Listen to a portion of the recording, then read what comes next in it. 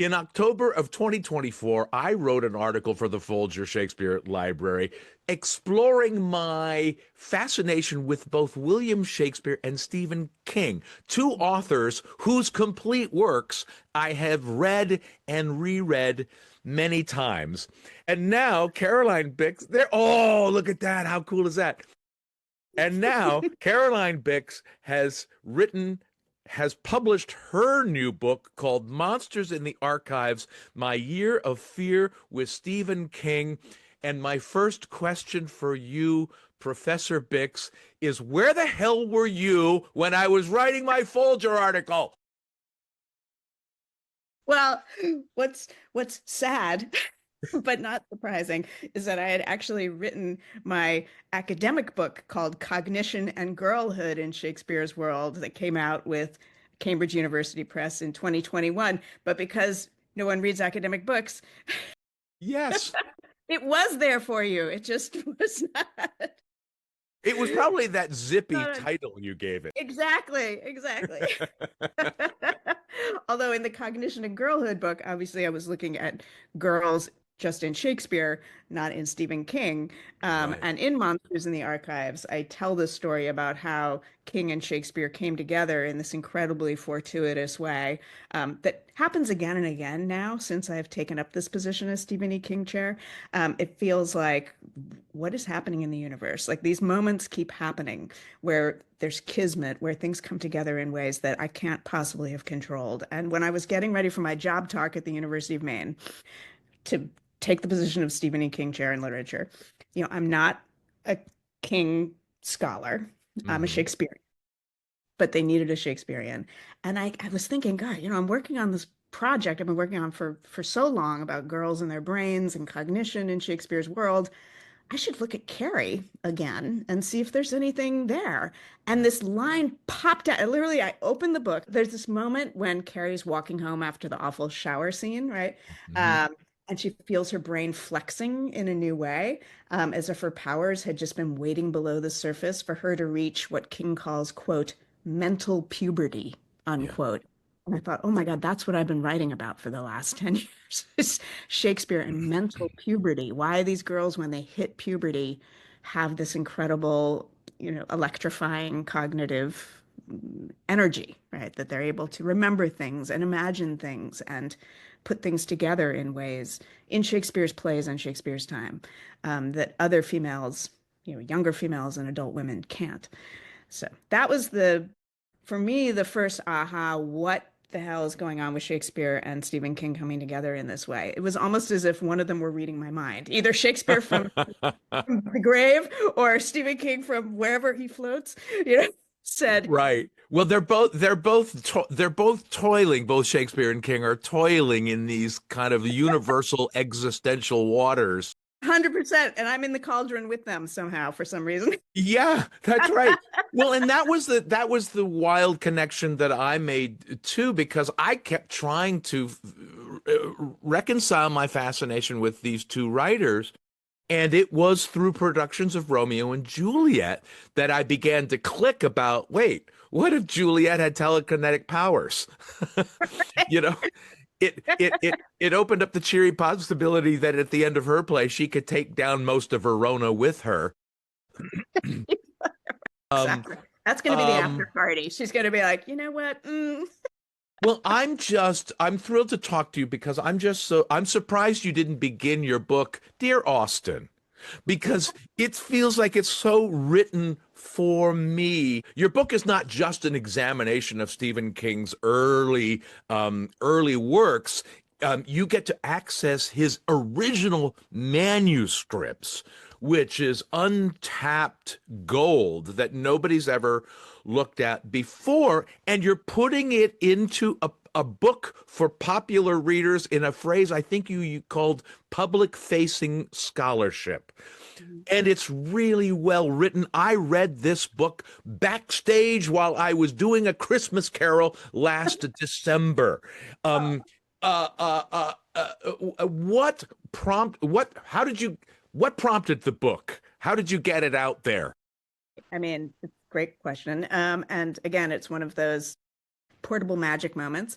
I had a sabbatical coming up. So first of all, when I took the Stephen E. King chair job, Stephen King himself was not part of that position. He didn't have any say in who got the job. I was told should have no expectations I would ever meet him. This had nothing to do with him. I was like, fine. It was endowed by the Harold Alphon Foundation. It's a fantastic organization. And then 4 years into the job, I get a call at home. Caroline, it's Steve King. I'm like, oh, okay. Right? Okay. So that was 4 years into this position. And I was coming up on a sabbatical. Anyway, we started to get to know each other. And I didn't think that that was going to be an option. And the more I got to know him, the more, he's such a lovely, generous, fascinating Mm, human, mm. who really supports writers, of all levels. And when I had my sabbatical coming up, I thought, well, you know what? I could write a Shakespeare book. I have a Shakespeare book in mind, but I knew that the Kings had just collected all of his manuscripts into one safe spot behind their home in Bangor, climate controlled, and they had not yet allowed anyone in there yet. And I thought, well, if this isn't the universe telling me that I need to be spending my sabbatical doing this, I don't know Yeah. what is. Does someone want to send me an engraved invitation telling me that this is what I should be doing? So I worked up the courage to ask him and Tabitha if I could spend my year in the archive, being in a sense kind of the guinea pig. Like, how is this going to work, letting someone in there? Like, how, because they had, someone working in there to organize the manuscripts, but they hadn't yet figured out how to let people in to look at them. Right. So So it was a win-win for both of you. You win-win. got That's what access I to the like. archive. I like to think it was a win-win. And they got to figure out how does it work when we actually Right. bring a scholar in here? Exactly. What does it look like? How do Yeah. we, how many manuscripts are they allowed to look at once? Who's going to watch them? Where is it going to be? So I was very happy to be that person, because I want to say I'm not the first person to look at some of these manuscripts. I mean, Mm, these manuscripts have existed in different locations at different times, and there have been scholars who have had an opportunity to look at some of, like maybe one. What was really unique about my situation is I was given a full year to look at all the manuscripts associated with these five, for me, iconic works, but also I think for a lot of us, iconic works from the 70s. right. So I could look at The Shining. I could look at Carrie, his very first published novel. Um, I could look at Salem's Lot. I could look at Night Shift, which was the book that scared the crap out of me when I was 12 years old, and The Boogeyman. And I could look at Pet Cemetery. And, it took a year. I mean, the man wrote multiple manuscripts. And, and as anyone who's read a Stephen King book, they are long. um, so many, many pages to get the opportunity to explore and mine. I'm sorry. I've just gone to my shelf. Oh, Yeah. you got your night shift. I feel I like got I want to go to my shelf now and get my night shift. Hold on one second. Yeah. I mean, this was mine. well, yes. So mine has little holes in the Yeah, yeah. cover that Eyes. Oh, you pull back the cover and it reveals that. oh, you got that one. No, so mine's probably, I don't know if mine would be the earlier, this is 1979 edition. But This is. Oh, look! I'd forgotten this. what what's that? I can't see. Is it signed? He signed it. Oh, that's incredible. So when It's- did you get that autograph? I honestly don't remember. I Is it, honestly don't did remember you get it getting from it. him directly? I got it from him directly because I took the book to him. Yeah. This is the 1970. This seems to be the first signet printing. Well, February 79. Mm, So maybe I got it in 79. you got a fancier one. Yeah. This is an authorized reprint of a hardcover edition published by Doubleday. Yeah. Um, Yeah. and I also have a letter from him hanging on the wall, which I just scanned and will email to you, See that. from him giving me permission to adapt The Boogeyman to stage. That's incredible. So have you It's done it? I did it in college years ago, and it's one of my true failures.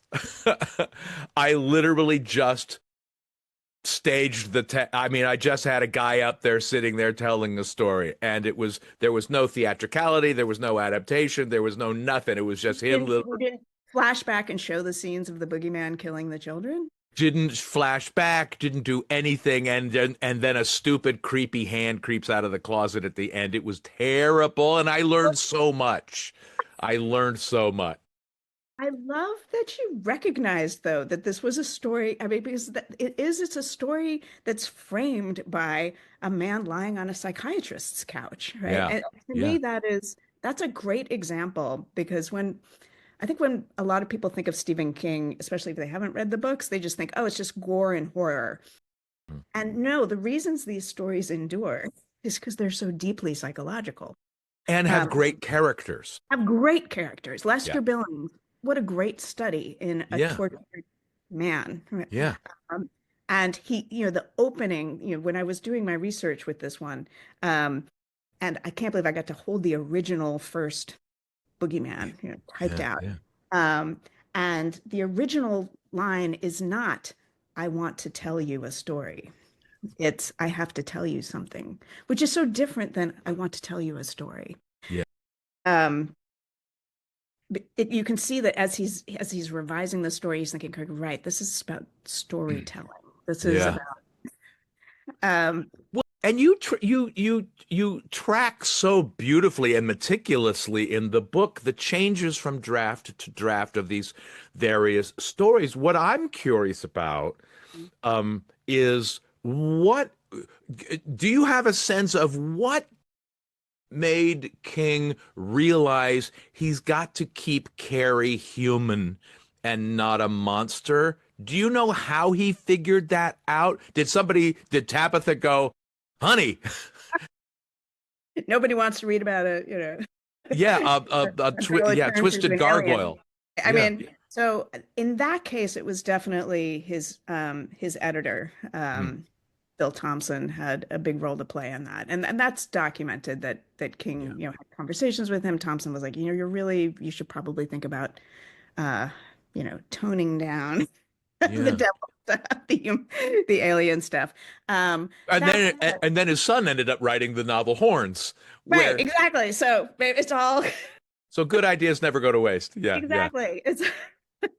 It's like a positive example of intergenerational, impact. yeah, yeah, yeah, yeah, Um, yeah, so it was definitely, and King has never claimed that he came up with all these things himself. Like he's just like, God he's is remarkably out of his open and head. always has been Very, about his very process. open about the collaborative nature of the process. Yeah, Um, that said, I do think, the way that he crafted Carrie, the way he ended up not just making her more human, but yeah, the echoes that are in there, that are in those revisions, where you can sense how she's impacting every character in the book, how they're hearing her. It just mhm, makes it much more of a human story, not just making Carrie more human, but making all of the characters, even the bad ones, right, yeah, have these moments where they hook into her mind and they hear or feel something. And this is where I felt the most Macbeth echoes, actually, yeah, was um, in that one, and really profoundly so when I was looking at how he changed the ending of Carrie. hmm Really explicitly, I think, and after talking to him, confirm, really thinking about tomorrow and tomorrow and tomorrow and what comes after and what yeah. is after nothing, you know. Yeah, Um, he knows the world in which he's writing, and he knows every writer out there because as he says a lot, and you say early on, you quote him saying, "Writers read." Writers read, and he was. I mean, I wish I had had him as a student at UMaine Yeah, because the guy read so much. He read all the time. His articles he wrote as an undergrad. That was actually a super fun chapter to write, the night shift chapter, because I was looking at all of his college writings, all of the things hmm he wrote when he was a columnist. And he wrote so many articles where it was called King's Garbage Truck. Where he would just talk about reading recommendations, like, hey, you might want to read this. And he'll talk about, like, you should read Dracula. Like, he's so well read by the yeah, time 20.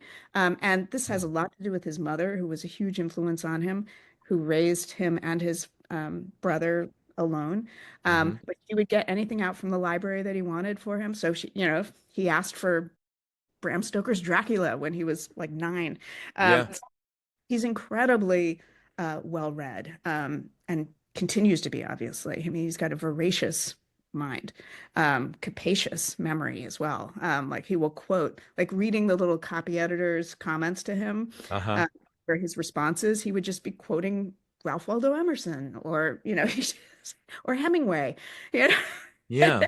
Yeah, I mean, and not in a pretentious way, just in a way that you got the sense this is just how he thinks. Like he's just tapping into all of these other great writers. So it makes perfect sense to me now. So when I started this project, going back to your earlier question, I wasn't thinking I'm going to write a book about the connections between Stephen King and Shakespeare.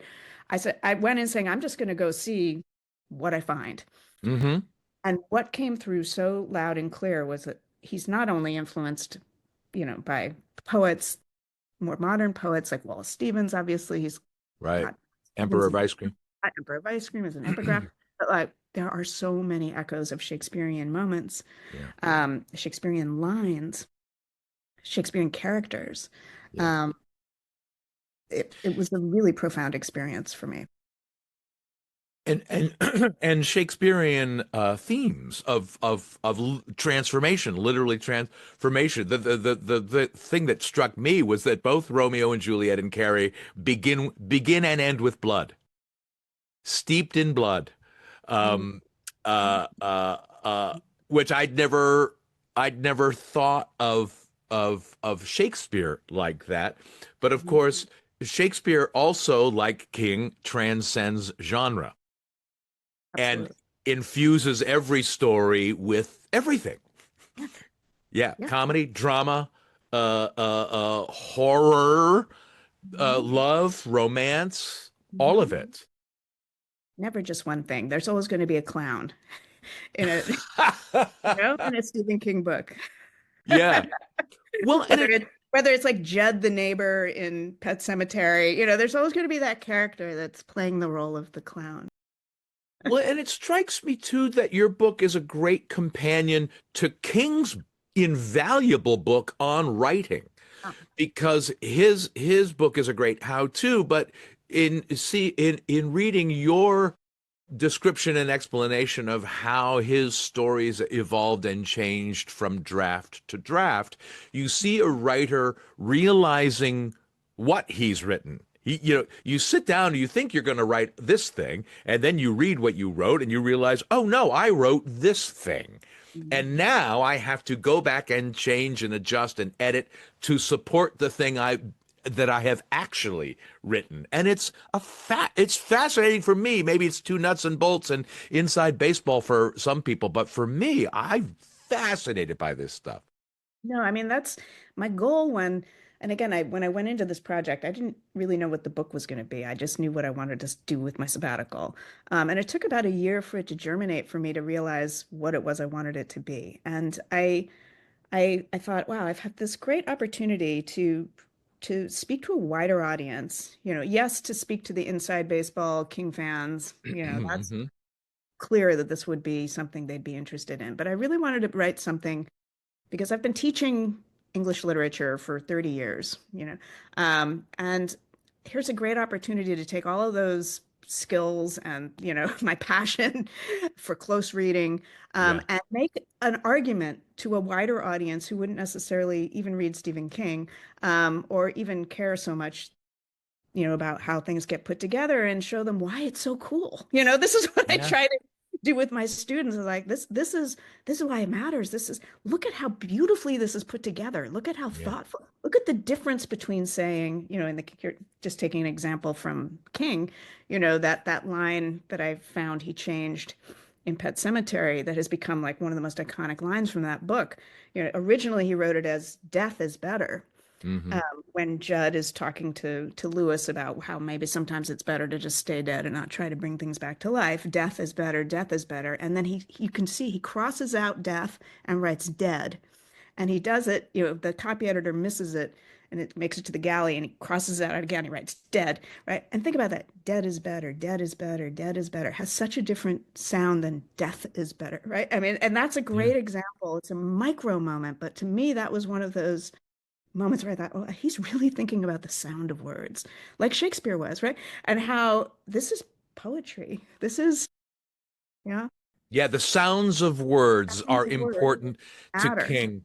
As I said, when he gave me permission to adapt The Boogeyman for Oh, stage, he has a real sensitivity to the theater.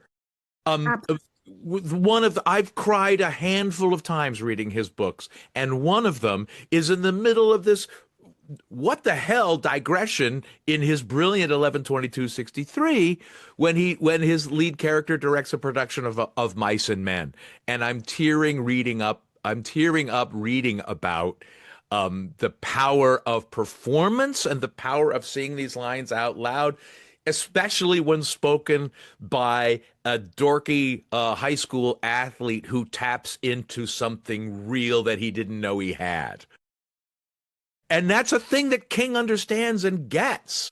Absolutely. I mean, to go back to The Shining, and again, this is that one, that chapter was challenging in the sense that most people know The Shining through Kubrick's film, Right. and really probably haven't read the book. And so I always tell people when they say, which book should I read? I was like, read The Shining, okay? Yeah. I taught it for the first time to a group of undergraduates this semester, and it was amazing. I mean, it's such a good book, and he spoke to them about it, which was unreal experience.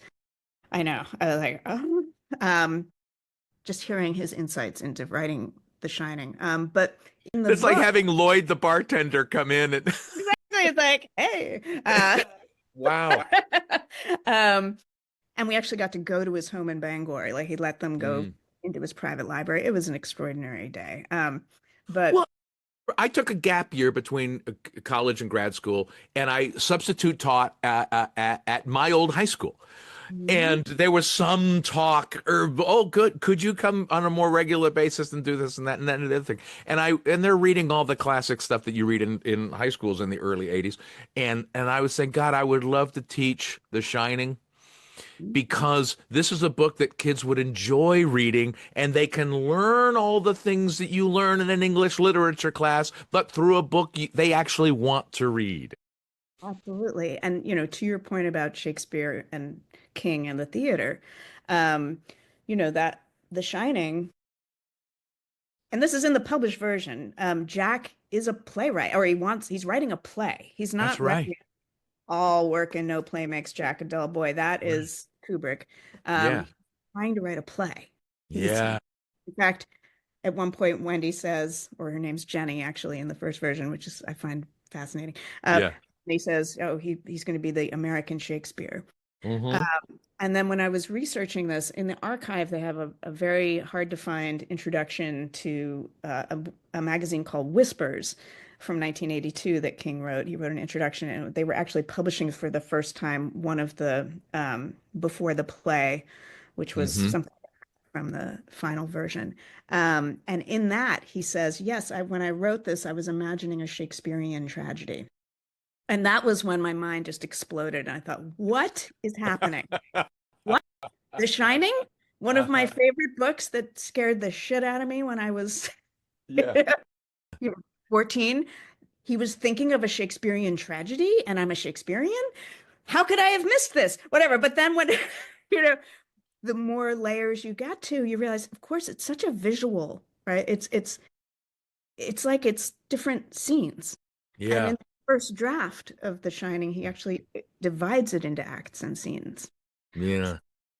thinking of a play when he imagined The Shining, which just blew the lid off that book for me in a whole new way. I love that that was strong in your book, that observation that he King thinks in three dimensions about not only the words on the page but how they sound coming out of a spoken word and what's visually what's happening, what's it look like. I Yeah, also I looked through your bibliography too, and all the books that you cite I have on my shelf. good. The Kingdom of Fear, Bare Bones, The Fair Art of bonus. Darkness. This is also for me part of my passion. The reason I want to write this book is like we need to care about books. Okay, books matter. My students have to acquire hard copies of books, like no ebooks, like books matter. Yeah. And we all need to be reading other people's books Yeah.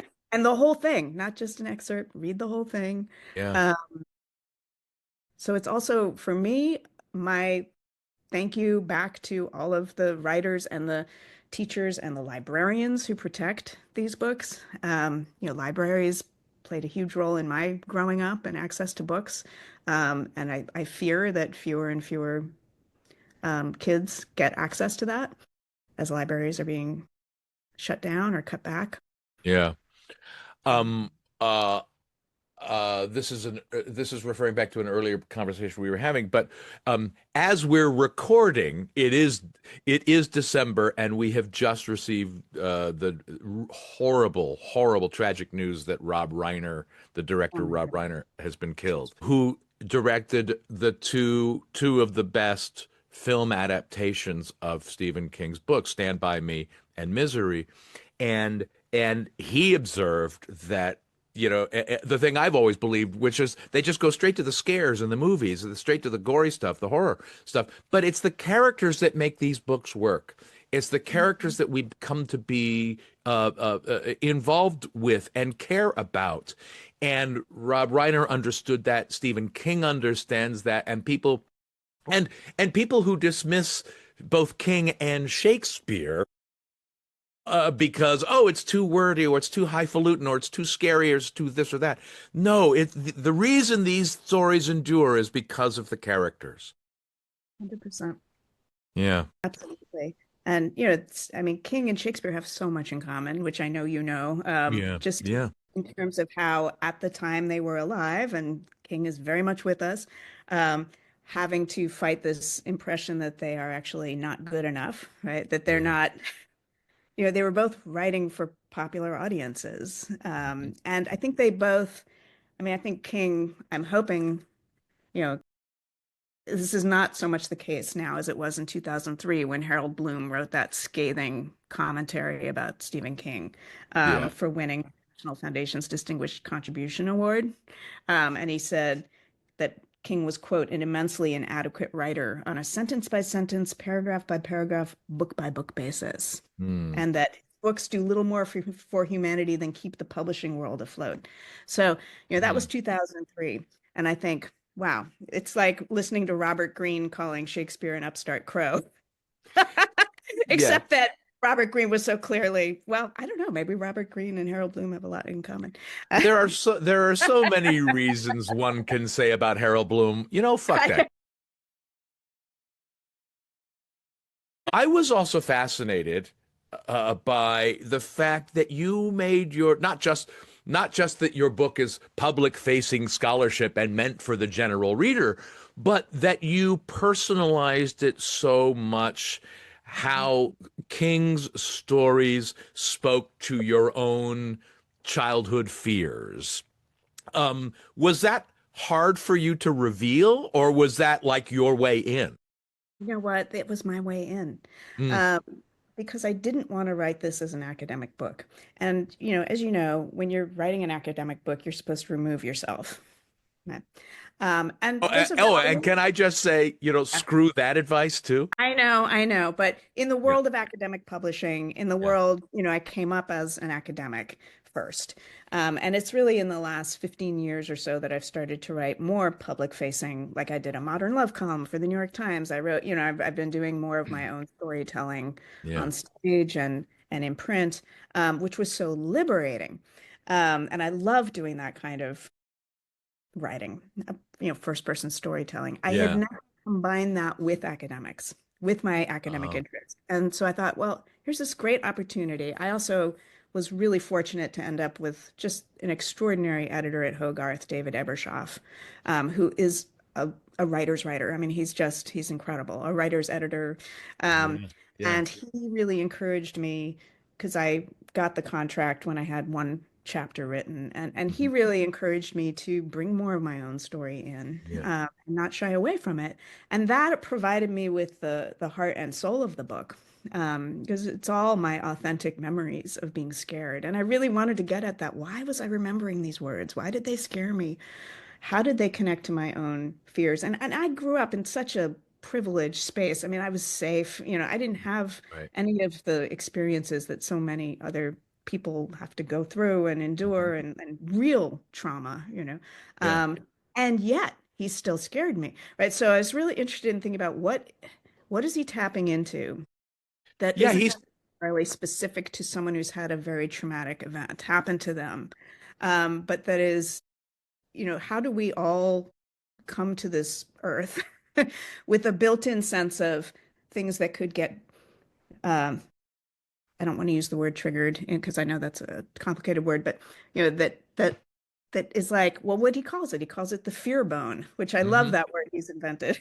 It's like the It's like funny bone, but no, it's the fear bone. what he says, everyone has a fear bone. I'm like, how? Oh, yeah, everyone's got that fear bone that can get tapped. And on the one hand, we could say, well, we all fear that, our mothers will die. Yes, that is a universal theme, and he certainly writes about it a lot.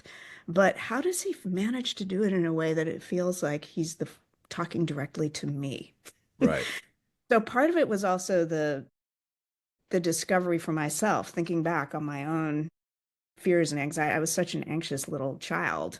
And again, not from any event that had happened to me, Yeah. in particular, um, besides going Well, to the but store. from But, story, everyone's had those accidents in the 70s. It's so funny. Like, I know I start with the incident about my hand going through the glass door. And I'm like, I talk to anyone in my generation, they're showing me their scars. Like, we all have the same thing because before they did shatterproof glass. let me show you my broken toe. Yeah, it was like parents were just letting us run rampant, like whatever. Like everyone's just Yeah. like, snore, tell me something, show me Yeah. something new. Well, but that is the thing. Yeah, we have that fear bone, and that is King's gift, is that he touches. He's writing about something ridiculous. Pets that can come back to life when you bury them. That's nuts, and yet it taps into something really, really primal that we all share, and I think it speaks to his popularity, Shakespeare's popularity. Going back, I just want to make one observation going back to what you were saying about, academic writing. That's like a theater professor telling your students, all right, you want to put on a play, but you want to do it in such a way that only 15 people will ever come and see it. What? That's crazy. But at the same time, I have to say, I, in a time right now when there's so much anti-expertise, anti-intellectual push, I want to say we need people who are experts as well. Oh, So 100%, but we I need will, we so I will say that I'm proud and happy that I got this opportunity to write those expert books, even knowing that very few people will read them, that it has but its we own mustn't but we mustn't hang on. I got where's my soapbox? Here it is. But we yeah. Oh, mustn't but we mustn't silo these experts, yeah. off to Thank you. That is, yes, we must allow and say and celebrate, I think, the movement out yes. of the ivory tower, and And they still, shouldn't take, and the experts shouldn't take pride in how removed they are. They should yes, be coming out with the rest of us. exactly. Come on out and play. Come on out and play. There. Oh, you know what? They're scared. They're yellow. That's the problem. Exactly. Yeah. So the whole process of going back to my fears, what was also really fun for me, and I didn't realize was going to start to happen, is it was also a journey back to me for me into my first experiences with books and stories and thinking Mm, about The Wizard yeah, of Oz, which was a foundational book for me. And sure. I'd never given that really two thoughts. But then then, I mean, The Wizard of Oz is all over King. I mean, it's All over. everywhere. Yeah. And I had no idea, like I had not remembered that. So Yeah. going back now as an adult, and it's like this palimpsest, right? I'm, mining these different levels of my experiences over the years, which are many. Yeah. And they go, oh, right, what happens now when I read Pet Cemetery and I see Oz, the great and terrible, you know, Yeah. Yeah. it takes on a whole new level of meaning for me. Or seeing that the boogeyman was a scarecrow. I'm like, what is Yeah. going on? Yeah, no, again, Baum and King are both, we're all tapping, not we're all, they're all tapping into these deep universal um fears. But I mean, I guess if I can say, the one disappointment of your book is that it ended. Will you, will there be a sequel? Will you continue on with examining some of his other classic works? I definitely hope to. So I think it's the gift that keeps on giving is that he wrote so much. Yeah, There's so yeah. much to mine and explore. I would love the opportunity to go back now, and think about where I'd want to go back to now, um, and what hasn't already been done. Right. So thinking about that, yeah. I mean, for you, what is your favorite when you think about King? What is the story or the book that stuck with you the most? The Shining and Salem's Lot for Yeah. sure. Yeah. Although Carrie was the gateway drug, and I literally bought it in a liquor store in Alameda just because off a rack, off a circular rack like the one I have in my office of paperbacks, and I went, a novel of a girl to possessed of a terrifying power, and I was what, 15? I went, they're all that way. But to my point, who gets to get you're in a liquor store buying a book? Like that wouldn't happen today. A 15-year-old can't go into Well, a liquor. no, you're right. I was at my sister's waiting for my sister to finish her ballet class, and there was a liquor store across the street that Right. had comic books and paperbacks. And there you go. Yeah, yeah, yeah, yeah. So Carrie was the gateway drug, but Salem's Lot and Shining are the ones I return to frequently. The Stand, obviously, 11/22/63, I think is his new, most recent high water mark. Um, but honestly, I read it particularly in these times. I've loved stories of revenge tragedies. Oh, And so I reread The Institute, yeah. one of his more recent novels. Again, a novel about children in peril. And the TV adaptation wasn't terrible, but they raised the ages of the kids to teens, and in the book, they're children. Mhm. Um, and I'm just looking at the thing. You know what? Another book I loved, and it's really ranked far below all the rest of his, Cell. Okay. I have not read Cell. Se- Treat yourself. I It's King's version of a zombie novel. okay, I'm gonna read Cell. I will tell you what I did just read. I took out of the library because you can't really find this. Um, because I wanted to see The Long Walk, but I wanted to read it first. Oh yeah. Probably know that The Long Walk is one of the books he wrote when he was a teenager. He was 18 when he wrote The Long Walk. Yep. And so even though he wrote it before Carrie, there we go, the Bachman books, The it didn't get Bachman books. published until Yeah. after The Shining had come out. Yeah. But I'll tell you what, so I read that one and I read Rage. You know, Yeah. both of those novels that he'd written when he was 17, 18, 19. And you read that and they're phenomenal. They're so good. Uh, and he claims anyway that, you know, that rage he just spilled out in a weekend. You know, Yeah. I think, who's this kid? Um, that's where you have to start talking about genius, I think. You know, Yeah, interesting. Well, and again, a young writer writing about young people yeah. filled with rage and Filled with fears. rage and fear. And, you know, that time in his life, you know, part of the research I was doing for the night shift chapter again was going back to his UMaine years between 18 and 22. Yeah. And he was filled with rage. I mean, he writes Yeah. about that. Yeah. They were really hard years. It was the Vietnam War. It was his coming to, you know, into his own as a anti-war Hmm. protester and leaving his more conservative roots for his more liberal ones, and just the pain, as he calls it, of transitioning from boyhood to manhood. That's one of his Hmm. quotes. I think, oh, that's an incredible way to put it, right? And Rage and certainly The Long Walk, which I thought was, I really loved the Long Walk adaptation um, The film. film. Oh, Uh, good. Not as much as I like the book. People should read the book. But The genre of teenagers dying in interesting ways is not one that appeals to me, I have to say. On a filmic level, Hunger Games, no. I mean, I saw them. I went and saw them, but Yeah. yeah, it's not one I'm immediately drawn to. But yes, Right. I can And I am understand the not craft. either, and I wouldn't have seen it if it weren't for the fact that you Sure. know, I wanted to see what they'd done with it. But the Yeah. book itself is actually, I mean, It's so much richer and deeper than the film. The book is really, again, the fact that it came out of a teenage boy's mind. Yeah. Um, Yeah. Imagine. And pre-Hunger Games. And it's really, it is such a Vietnam book, right? It's all Yeah, about right. Right. kids who feel obligated to sign up for this, Yeah. who are Um, doing it because it's good for, it's part of what the government expects, and your families are expecting you to do it. It really is like reading Tim O'Brien. Um, mm, yeah.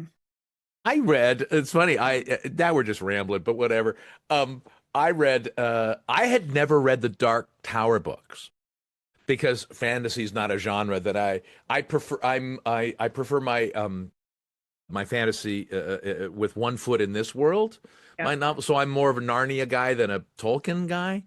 I am as well. But then I realized, oh my God, there's so many connections in the Yeah. Dark Tower. I really, and I knew I was going to be writing this article for the Folger, so Yeah. I spent the summer reading the Dark Tower books, and they're amazing. Yeah, of course. And Wizard and Glass is a truly Shakespearean epic, and it's got the Uh-huh. longest epigraph from Romeo and Juliet, in fact.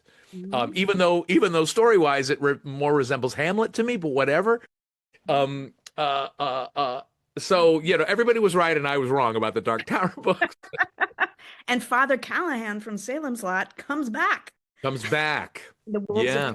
Callahan. So it's, he's writing his own fan fiction. Well, yeah, he really is, and I was thrilled to see him quoted in your book as saying how he goes back to Salem's Lot and still really likes that book, is That's proud of his that still book, one. He's proud of that book. He as says, he I should still, be. as he should be. And that one was really because Salem's Lot to me, I remember reading it and I remember it scaring me. It didn't scare me on quite the same level as the other books from that time period, but when I went back as an adult and went and visited Durham in the bleak midwinter, um, which is, the town that he landed in when he was 11 years old, he and his mother and his brother. That was the first time he became, he was born in Maine, but he left Maine at the age of 2 and didn't come back till he was 11. And Durham really became his, like his place. Hmm. Um, and Durham is a tiny town. I mean, it's close to Portland, but you get off of Route 295 and you're like, where am I? Like I started to panic. I grew up in New York City. Like I'm fine getting lost in a city, but throw me into like anything that starts to resemble anything that's not nature and take away the bars on my phone, Yeah, because there's yeah. not great reception, and I start to panic. Like it's just I don't like the wilderness. Like just even going up a little mountain scares me if I can't see the way down. Um, and it was a new level of fear going and visiting that town and realizing, oh my God, right, this is Salem's Lot. It gave it a more embodied kind of experience for me, so Sure. that when I went back and reread Salem's Lot, it was so grounded in the land, in a way that I didn't appreciate the first time through. And in place, it's so place based. It's such a tribute to Durham. Yeah, Um, and of course, he's 11 when he moves there. Mark Petrie is a 12-year-old boy, right? yeah. And that's where he meets his best friend, Chris Chesley. There's so many ways that town meant so much to him as a developing young, heading toward adolescence, right? Yeah. So Yeah. Durham is not the place that he said about which he said, if it's No, not the asshole of the universe, it's within farting distance. no, no, that was where he and Tabby lived, when they were in their trailer, double wide Yeah, trailer, and he was yeah. teaching at Hamilton Academy. And I believe the town is Holden. Um, Well, Holden, yeah, and you're Holden, sorry. Yeah.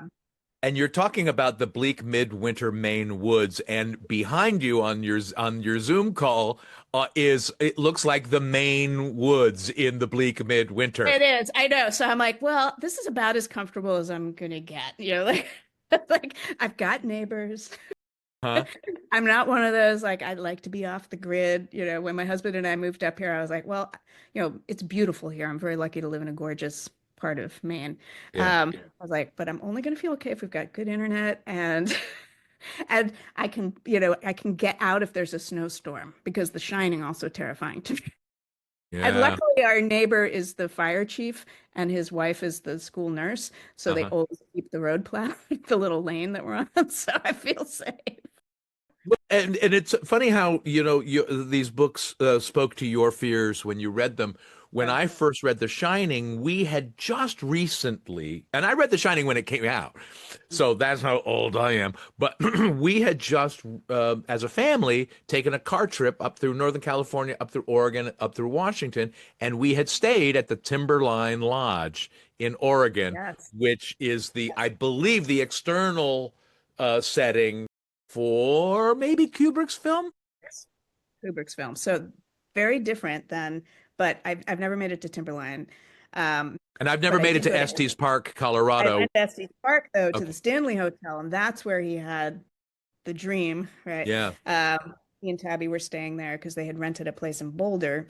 Yeah. Um, and that's where he had the dream. So, and when he bought the rights back from Kubrick Hmm. to his own book so that he Uh-huh. could create his own Shining. Did you see this? The Shining miniseries that King himself wrote? I have not. It starred Steven Oh, Weber. you're in Yeah. for such a treat. So this was 1997. It's a miniseries adaptation for ABC, and it stars Steven Weber. Do you remember Steven Weber from Wings? He's been on the podcast. Oh, I did he know. talk about it? He must have talked about No, it. Oh, no, he was only, forgot. It's the I need to Shakespeare get, podcast. Oh, right. yeah. Yeah. Yeah. I know Um, I need to get him on. get him He's on, only been talk a about. guest. He's only been a Okay. guest. Sorry, continue. Rebecca De Mornay plays Wendy, and she's extraordinary. I mean, this is the Wendy that I like. I mean, I Hashtag Shelley my Wendy. Duvall. Yeah, she's my Wendy. Yeah. Yeah. And it's filmed at the Stanley Hotel, so Oh, it's beautiful. much more of King's vision. Um, Well, my mother and I loved that book, and in fact, my family has a house in Northern California with an upstairs hallway that it looks like a farce because it's just six doors on either side of a narrow hallway with six bedrooms. And in my bedroom, I put 217 on my oh, bedroom door because I thought that was cool that I'm sleeping in you're a true super fan. Wait, so I room loved it. You and your 217. mom were reading. Were you reading it together? You and your mom? We were reading it at the same Like, time, but it wasn't a read aloud no, but it's story. like, good night, Moon Austin. Good Although I read this Salem's Lot, and I don't think I read this Shining, but I read Salem's Lot and The Talisman to my son as bedtime reading. wow. Yeah, How did he like it? Yeah. he's in law school now, so apparently it worked. He's Yes. trying to figure out how to sue you for early childhood abuse. No, he loved it. He loved it. And because and we also had this tradition of going to see movies on Christmas Day. And so we went and saw The Shining on Christmas Day, and the credits rolled. Christmas more This than was the whole family. This is my family when I was a kid. And the credits rolled and the lights came up in the theater, and my mom slammed her hands down on the chair in front of her. She said, "Stanley Kubrick's a jerk." That's how we felt about Kubrick's film. it's like, yeah, first you watch Die Hard, then of course you watch The Shining. I mean, it's just a holiday tradition. Love Well, Actually. and Kubrick didn't appreciate what Rob Reiner understood, which is that Jack Torrance is a man who is struggling with his addictions. He's not a monster from the first scene as Jack Nicholson plays him. I mean, it's a book that's deeply about um, intergenerational trauma. You know, Yeah. and again, this doesn't come through in the film that Jack's father was an abusive alcoholic as well.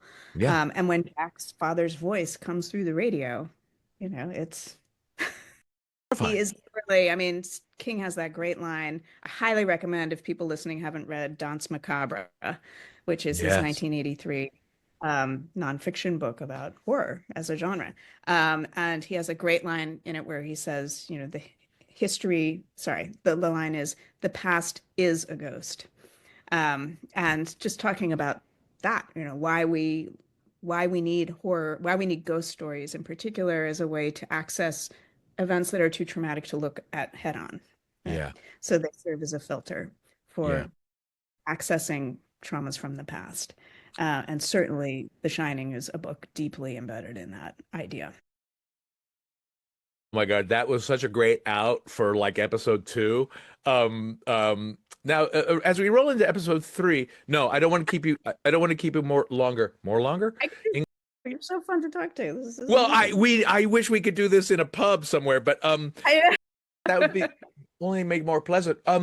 Is there is there a short version of the story of you getting what's the story of you actually becoming Stephen teaching King. Shakespeare and Renaissance works as the Stephen E. King professor of Era in English literature. You're right. literature is how kismetic is that? Exactly. That's this is what I'm talking about, right? So I was tenured at Boston College. I'd been there for 15 years. Could have stayed there. It's a great place to work. My husband and I, our kids were still in high school. But you know what? We didn't love Boston and also kind of felt like a change. And when this job listing came up, so it was really up to the department to select the specialty because, whatever they needed, and they needed someone to teach early modern literature. So that was the job listing was we need a Shakespearean. Um, but I wouldn't have left my great job at Boston College if it hadn't been for the opportunity that this came. This is a endowed professorship that comes with a fund whose mission is to support the public humanities. I mean, what greater gift, right? I mean, wow. And because I'm the inaugural chair, there were no limits to that. The UMaine trusted me to to experiment and try out different ways to support the public humanities. And they've been very generous and have not said no to any of my ideas yet. So it's been an incredible privilege to have this fund at a time when the humanities is being hacked away, Yeah. and funding is being threatened and cut. But this is safe. That I can say, sure, like I was supporting, we have one of the oldest student-run theaters companies in the nation, the Oh, Maine mask players. So the students, I'm helping them with their Coriolanus production. ah, Helping with it's expensive, as you know, to put on a show. So helping with hmm. that, helping students who, want to do unpaid internships, but who can't afford to do an unpaid internship and being able to give them a fellowship so they can do an unpaid internship. Everything from helping the poetry magazine to, helping students who want to go do research. So that to me, it was a no-brainer that I'd be applying for this job, and I was very grateful to get it. So that's how the Shakespeare piece, the Stephen King piece, it was just the name of the chair. It didn't have anything to do with what they were expecting from the faculty member. But again, as I said, it felt like oddly that I was supposed to come here for a reason. And then it feels like this book, not for my own, yes, it's wonderful to be able to use my voice in this way, and it's Yeah. wonderful creatively satisfying, but also what a privilege to be able to talk to Stephen King and feel like I am in some way a bridge, to say, hey, I know academia hasn't always been so kind to you. Yeah. How about I talk to people about why you are a literary writer, you know? Yeah. Yeah. You know, if I could show them line by line some great examples of it, what Yeah. a privilege to be able to be part of the story. Well, Um, and speaking of Stephen King, one of the most horrifying moments in recent cinema in the last 30 years for me is the scene in Shakespeare in Love where William Shakespeare has his pages and he's so upset he throws them into the fire. I literally went, ah! I gasped in the theater. Well, you might remember that in my book there are a couple moments like that where, first of all, I'm tremendously upset that they're missing pages, and I'll Hmm. sort of find scraps in the archive of parts of the book. I'm like, where's the rest of it? But also that, that cover page to the first version of The Shining called The Shine, and we don't have the original anymore. We just have Yeah.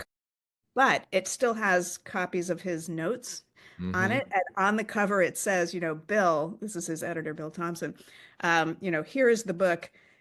I hope you like it. Please don't show it to anyone. It's my only copy. What? And I'm like, what are you telling me right now? Like, could we have lost The Shining? Um, and this seems to was part of his ethos. Like, he didn't want to presume that he was so successful he'd need a copy of the book. I Right. mean, that's sort of one thing he said to me at one point. I'm like, this seems crazy to me, but maybe this is just, he's such a humble person Yeah. now, Yeah. when he doesn't have to be. I'm like, it felt like it was part of his own process was if I make a copy, that's unlucky because then I'm assuming it's going to be successful and would need more than one copy. And I'm It's thinking, hubristic. Yeah. Yeah. exactly, like he's so humble, Mm. which is so surprising given how famous he is. And he would not have to be humble if he didn't want to anymore. He could do whatever he wants. Yeah. Yeah. Yeah. Um, I'll renew my suggestion of Cell because it's if Yes. particularly if you don't like Boston and you escaped to the north, I think it. Yeah, I'm gonna get a lot of Boston haters. It's not that I don't like, I just No, wasn't in love with Boston. I mean, I think because I no, grew up in New York, and to me, it's like New York is the city that I love. yeah, sure. Boston is fine, Yeah, but I was ready to explore yeah. somewhere else. But so is Cell in Boston? Does it take the zombie apocalypse in Boston? It's great, and yeah, I'm not. That's not a spoiler to say that because it's. I reread it over the summer, and it's dated in a bunch of ways, Yeah. as all works of art are, but technologically it's dated as well. Well, that's Yeah, I think everybody's there. This was pre-iPhone. Yeah, written in the pre-iPhone days. So just flip phones, you know. yeah. Oh my God, it's so funny to think. Um, all right, we can be done. We can be done. But oh my God, thank you so much for So the fun. talking to me and for the book and congrats on the book. I Mm, so appreciate you having me on, and I'm a huge fan. oh So well, it's a mutual. No, I feel very lucky that I get to write these things for the Folger. yeah, That intersection of, and I feel bad describing it as the intersection of Shakespeare and popular culture because of course originally he was popular culture and arguably he is still.